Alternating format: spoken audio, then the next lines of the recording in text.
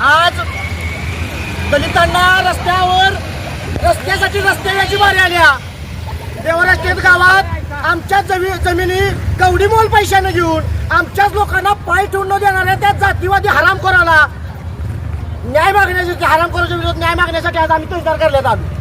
खरं तर आम्हाला अनेक दिवसापासून रस्ता नाही, आमच्या जमीन घेऊन आम्हाला त्या जमिनीत पाय ठेवून देत नाहीत। 79 वर्ष झालं देश स्वतंत्र होऊन, तरी सुद्धा दलितांना रस्त्यासाठी भांडावं लागत असेल तर खरं तर हा देश स्वतंत्र झाला का ही सुद्धा विचारायची गरज आहे। आम्हाला रस्ता मिळायला पाहिजे होता, पण अजून आम्हाला रस्ता भेटला नाही। तहसीलदार सांगतायत प्रांतांकडे जावा, प्रांत सांगतायत तहसीलदारांकडे जावा, नंतर आम्हाला सांगितलं जात कोर्टात मॅटर गेलाय। जोपर्यंत आम्हाला रस्ता मिळत नाही तोपर्यंत आम्ही चालणार नाही। लवकरात लवकर यांनी काय पण करून आता सध्याला तरी आम्हाला रस्ता मिळावा यासाठी आम्ही हा मोर्चा केलाय।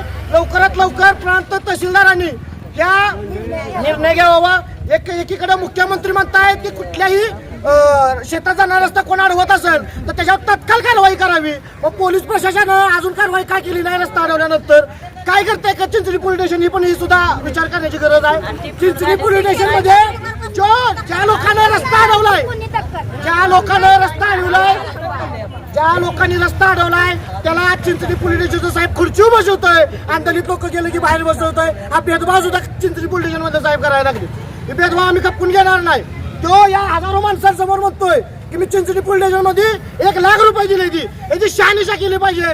चिंचणी पोलीस स्टेशन मध्ये नेमका कोण आहे की ज्याने 1 लाख रुपयाच्या पुढच्या हरामखोराकडनं घेतली, ती याची सुद्धा चौकशी व्हायला पाहिजे।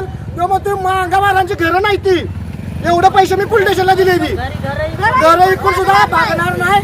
एवढे पैसे त्यानं जर पोलीस स्टेशनला दिला असलेली तर माझी हात जोडून प्रामाणिकपणे इच्छा आहे की साहेबांनी याची शहानिशा करावी। नाहीतर आमच्यासारख्या गोरगरिबांच्या जमिनी हडपायला तुम्ही जर पैसे घेत असला कुणाकडे तरी अत्यंत निंदनीय गोष्ट आहे। त्याचा सुद्धा करावा तेवढा निषेध कमीच आहे। पण यावेळी आम्हाला आता रस्ता मिळावा। जर रस्ता मिळाला नाही तर आज आम्ही इथं थांबलो असेल। 2 दिवसात इथं चुले आमच्या शिरड जी काय आमची जनावर असतील तिथं आम्ही दारात घेऊन बसणार, कुणाला सुद्धा आज जाऊन देणार नाही। लवकरात लवकर प्रांतांनी तहसीलदारांनी याच्यावर काहीतरी तोडगा काढला पाहिजे, अन्यथा आम्ही इथून हलणार नाही एवढं सांगतो। परत एकदा सगळ्यांना जय भीम।